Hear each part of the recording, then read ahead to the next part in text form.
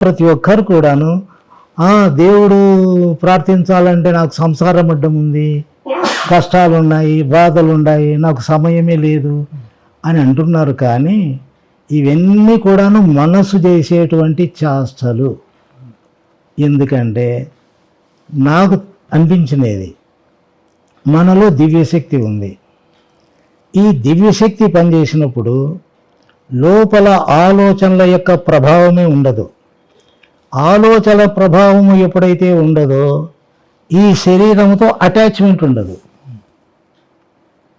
కాబట్టి ఇక్కడ మనసు నేను కాదు, శరీరం నేను కాదు, నాకు వేరుగా ఉంది కదా అనేటువంటి అనుభవంతో ఎవరైనా ఏదైనా మాట్లాడితే అది వాళ్ళు మనోపరిధిలో ఉండి మనసే సత్యం అనుకొని ఈ ప్రపంచము ఈ జీవితం మీదనే దృష్టి పెట్టినందువల్ల తనలో ఉండేటువంటి సత్యాన్ని తెలుసుకోలేకపోతున్నారే. కానీ ఇక్కడ భగవంతునిది కానీ మనల్ని నడిపేటువంటి శక్తిది కానీ ఎక్కడ ఏ లోటు లేదు. మన మనస్సే మనకు అడ్డము. సూర్యుని ఎప్పుడు ఉన్నాడు, మేఘాలు కమ్ముకున్నాయి. మనలో కూడా సహజంగా ప్రతి ఒక్కరిలో ఆ శక్తి ఉంది. అందుకోసమే అందరూ బ్రతుకుతున్నారు. కానీ వారి వారి మనస్సే వారికి అడ్డంగా ఉంది. ఇది మనస్సు అని మనం అన్నాం. కానీ మనం అనుభవంలో అంటే ఆ స్థాయి మనం భగవత్కృపతో పొందితే ఇక్కడ ఏమవుతుందంటే మనలో శక్తే పనిచేస్తూ ఉంది. మరి ఈ మనసుకు ప్రాధాన్యత లేదు, ఇది లేదు అని అనిపిస్తుంది కదా. మరి ఇది ఎట్లా జరిగింది అంటే మనలో ఉండేటువంటి దివ్య శక్తి దేనికి పులి కడుపులో పులే పుడుతుంది, మేక కడుపులో మేకే పుడుతుంది, ఆవు కడుపులో ఆవే పుడుతుంది. దైవశక్తిలో నుంచి దైవశక్తే పుడుతుంది. అది ఏమవుతుందంటే దైవశక్తి అనేటువంటిది మెదడులో ప్రవేశిస్తుంది. ప్రవేశించిన వెంటనే నేను అంటే దైవశక్తికి దానికి మనసు లేదు, శరీరం లేదు, ప్రపంచం లేదు, దానికి ఏం తెలియదు. ఆ శక్తి మెదడులో ప్రవేశించినప్పుడు నేను అంటూనే శరీరం కనపడుతుంది. నేను అంటానే శరీరముతో తదాత్మ్యం చెందుతుంది. శరీరముతో తదాత్మ్యం చెందినప్పుడు నేను అనేది పుడుతుంది. లేకపోతే ఈ శరీరముతో తదాత్మ్యం చెంది నేను అన్నప్పుడు శరీరం అయితే అన్నాం. ఈ నేను అన్నప్పుడు నువ్వు శరీరం కాకపోతే శక్తి ఆడా. కాబట్టి నేను ఇప్పుడు మీరు నేను అంతే, ఎవరిని అంటే శరీరం అవుతావు. నేను అంటాండా, దానికి అడ్రస్ లేదు, ఏమీ తెలియదు. మరి నేను అంటే ఎవరిని? శరీరం. శరీరము నేను అంటూనే ఇక మొట్టమొదటి ఆలోచన వచ్చిందే, ఇంకా లక్షల ఆలోచనలు వస్తాయి. నేను ఎప్పుడైతే ఉన్నానో అన్నీ ఉన్నాయి. ఈ నేను అనేటువంటిది గాఢ నిద్రలో సహజంగా నిద్ర నీకు సహజంగా పడుతూ ఉంది, కళ సహజంగా వస్తూ ఉంది, గాఢ నిద్ర సహజంగా వస్తూ ఉంది. గాఢ నిద్ర సహజంగా వచ్చింది, ఏం లేదు. అప్పుడు నేను లేను, శరీరము లేదు, మనసు లేదు. కాబట్టి శరీరము నేను కాదు, మనసు నేను కాదు. అందువల్ల నేను ఎవరిని? నేను ఎవరిని అన్నప్పుడు అది విచారణ. నేను ఎవరిని అనేది తెలుసుకోవాలా. నేను ఎవరిని అంటానే వెంటనే సమాధానం వస్తుంది కదా, నేను శరీరం అని. నేను ఎవరిని అన్నప్పుడు నీకు సమాధానం వచ్చినప్పుడు, ప్రశ్నకు సమాధానం వచ్చినప్పుడు అంత విచారణ అవసరం ఉంది. కాబట్టి నా ఫ్రెండ్ ఇండ్లు ఎక్కడా అని అడుగుతూ వెళ్తున్నా, నేను నా ఫ్రెండ్ ఇండ్లు చేరుకున్నా, ఇంకా విచారించాల్సిన అవసరం ఏముందండి. కాబట్టి ప్రశ్న వేసినప్పుడు, విచారిస్తున్నప్పుడు సమాధానం వచ్చిందంటే అది మనసే ప్రశ్న వేసుకుంటుంది, సమాధానం కూడాను మనసే ఇస్తుంది. కాబట్టి ఇక్కడ పెద్ద పొరపాటు జరుగుతూ ఉంది. ప్రతి ఒక్కరు కూడాను రమణ మహర్షి చెప్పినటువంటి విచారణ మేము చేస్తున్నామండి, మరి మాకు సాధ్యం కావడం లేదే అంటున్నారు. ఏమిటి అంటే ప్రశ్న వేస్తున్నావు, సమాధానం తెలుసుకుంటున్నావు. ప్రశ్న వచ్చింది, నీవు సమాధానం కూడా నువ్వే చెప్తాండవు. కాబట్టి ఇంకా విచారణ ఎట్లుంటుంది అది. అందువల్ల నేను ఎవరిని అన్నప్పుడు నీకు ఎన్నో ఆలోచనలు వస్తాయి, ఎన్నో కోరికలు పుడతాయి. వాటిలో ఈ నేనెవరనేది కూడా ఒక ఆలోచన, ఒక అభిప్రాయమే తప్ప అది విచారణ ఎట్లవుతుంది. విచారణ అంటే ప్రశ్న మాత్రమే ఉండాలి.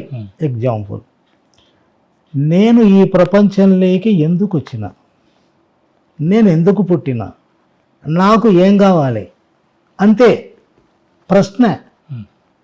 నేనెందుకు పుట్టాను ప్రశ్న, సమాధానం నువ్వు తెలుసుకో, సమాధానాన్ని వెతుకు.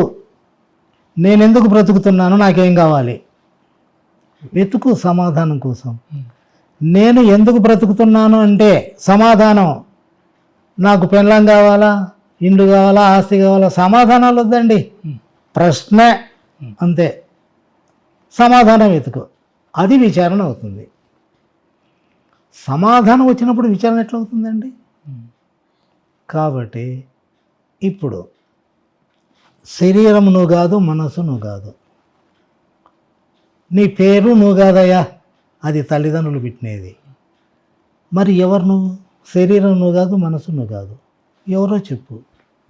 శరీరం మనసు కాకుండా నువ్వు ఎవరైంది తెలుసుకున్నావంటే నీ జీవితంలో ప్రశ్నలే పుట్టవు, సమాధానాలు అవసరము లేదు. ఇక ఈ లోకంతో నీకు ఎలాంటి సంబంధము ఉండదు. ఈ బంధాలు అన్నీ కూడాను విచ్ఛిన్నమైపోతాయి.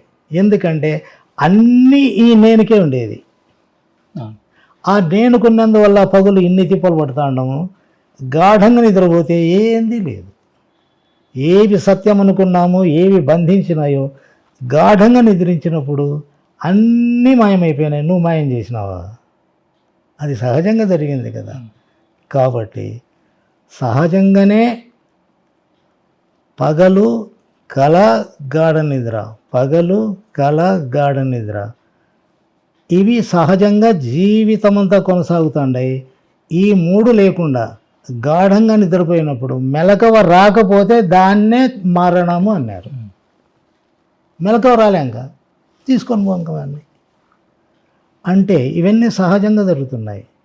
అదేవిధంగా మన లోపల గుండె సహజంగా ఆడుతూ ఉంది, రక్త ప్రసరణ సహజంగా జరుగుతూ ఉంది, వెంట్రుకలు సహజంగా పెరుగుతున్నాయి, గోర్లు సహజంగా పెరుగుతున్నాయి, లోపల అన్నీ సహజంగా పనిచేస్తున్నాయి. నీ ప్రయత్నం ఏమైనా లోపల ఎక్కడ ఏమైనా ఉందా? లేదు. నీ ప్రయత్నం లేకున్నా సహజంగా జరుగుతున్నాయా లేదా? కాబట్టి అన్నీ సహజంగా ఉన్నప్పుడు నువ్వు సహజంగా ఎందుకు ఉండకూడదు? కాబట్టి నువ్వు సహజంగా లేనందువల్ల నీకు కష్టాలు, బాధలు, భయము, మోసము, కుట్రలు, కుయుక్తులు, ఎన్ని అనర్థాలు కావాలనో అన్నీ వచ్చి చేరుతాండవు. ఎందుకు? అసహజంగా తయారవుతాండవు. సహజత్వం అనేటువంటిది ఉంటే అది దైవత్వం కిందికి వస్తుంది. ఎందుకంటే దైవానికి శరీరం లేదు, మనసు లేదు, లోకం లేదు, ఏం లేదు. అయినా అది ఉంది, నడిపిస్తూ ఉంది. అదే మనలో ఉండి మనల్ని నడిపిస్తూ ఉంది. కాబట్టి ఈ సహజం అనేటువంటిది సహజంగా ఉన్నట్లయితే ఇక ఏ సాధన లేదండి. ఇప్పుడు తలనొస్తూ ఉంది, ఆరోగ్యం అనేటువంటిది నా సహజ లక్షణం. నేను తలనొస్తే డాక్టర్ దగ్గరికి వెళ్తున్నా, డాక్టర్ ట్రీట్మెంటు తలనొప్పికి ఇస్తా అన్నాడు. తలనొప్పి ఎందుకు? తలనొప్పి అసహజం, మధ్యలో వచ్చింది కాబట్టి దాన్ని తీసేసుకోవాలి. కాబట్టి మనలో సహజంగా ఉన్నాం, కోరిక పుట్టింది, అది అసహజం. కోరిక అనేటువంటిది సహజత్వంలో లేదు, అసహజం. కాబట్టి అది నువ్వు బాధకు గురి అవుతా ఉండవు, వేరైనావు, సహజత్వానికి వేరైనావు. వేరే కావడానికి ఏంటి కారణం? నీలో కోరికే. కష్టం అంటావు, బాధ అంటావు, భయం అంటావు, అన్నీ కూడాను నీలో అసహజత్వం ఉన్నందువల్ల, సహజత్వాన్ని కోల్పోయినందువల్ల మనిషి ఆ రకంగా తయారవుతున్నాడు. ఎందుకంటే ప్రపంచంలో సర్వ జీవరాశులు సహజంగా బ్రతుకుతున్నాయండి. ఒక్క మానవుని జీవితం మాత్రమే అసహజంగా బతుకుతూ ఉన్నారు. ఈ అసహజత్వంలో మనిషికి సుఖము శాంతి లేదు. సర్వ జీవరాశులు అవి తిండికి కానీ, నివాసానికి కానీ, దేనికి కానీ అన్నీ సహజంగా దానిలోకి చేకూరుతూ ఉంటాయి కదా. మరి మనిషికి ఎందుకు చేకూరవు? సహజంగా ఉంటే ఆ సహజంగా ఉండడమే దైవాన్ని శరణాగతి చెందడము, దైవాన్ని నమ్మడము. అసహజత్వాన్ని లేకుండా చేయడమే మనలో ఆ శక్తి అనేటువంటిది మనకు సహకరిస్తుంది అన్నమాట. ఇది ప్రతి ఒక్కరిలో ఉంది కాబట్టి ప్రతి ఒక్కరిలో కూడాను మాయా మాయా భ్రాంతి భ్రాంతి అని చెప్తున్నారు. ఏది లేదండి. మన యొక్క దివ్యశక్తి శరీరముతో తదాత్మం చెందినందువల్ల మాయ అయింది, మనసు అయింది. తదాత్మం చెందకపోతే నువ్వు శక్తి స్వరూపునివే కదా. కాబట్టి దివ్యత్వము, దివ్యానుగ్రహం అంటే ఏం లేదండి. నేను అన్నప్పుడు నీకు శరీరం గుర్తు రాకపోతే నువ్వు దేవునివే. నేను అన్నప్పుడు నీ శరీరం గుర్తు రాకూడదు, నువ్వు దేవునివే అని ప్రతి మహనీయుడు చెప్తున్నాడు. నీవు దేవునివి నాయన, మనిషివి కాదు, దేవునివి. దేవునివి నువ్వు ఎవరో తెలుసుకో, తెలుసుకో అంటా ఉండరు. తెలుసుకో అనేటువంటి పదము ప్రపంచంలో అవసరం. భగవంతుని తెలుసుకోవడం అనేటువంటిది, మనసు ఉంటే సర్వ ప్రపంచాన్ని తెలుసుకుంటావు, చూస్తావు. కానీ మనసు లేకపోతే దైవాన్ని తెలుసుకుంటావు. కాబట్టి లౌకిక జ్ఞానానికి ఆధ్యాత్మికతకు ఎటువంటి పొత్తే లేదు. ప్రతి ఒక్కరూ లౌకిక జ్ఞానాన్ని దృష్టిలో పెట్టుకొని ఆధ్యాత్మిక జ్ఞానాన్ని తేడా చూసుకుంటా ఉంటారు. ఏంటండి ఈ తేడా? ఏది చూపిస్తా ఉండేది? మనసు కదా. మనస్సుతోనే కదా నీకు అన్ని వ్యవహారాలు జరుగుతున్నది. దానికి ఏమన్నా మనస్సు ఉందే? కాబట్టి ఎందుకు ఘోరంగా తపాలు చేస్తున్నారు గుహలలో, పర్వతాలలో, అడవులలో తిండి తిప్పలు లేకుండా? అంటే మనస్సు లేని స్థితిలోకి వెళ్ళాలనే కదా. కానీ నీ అభిప్రాయం ఏమి? మనసు ఉండి అన్నీ తెలుసుకోవాలి, అన్నీ పొందాలంటాడు.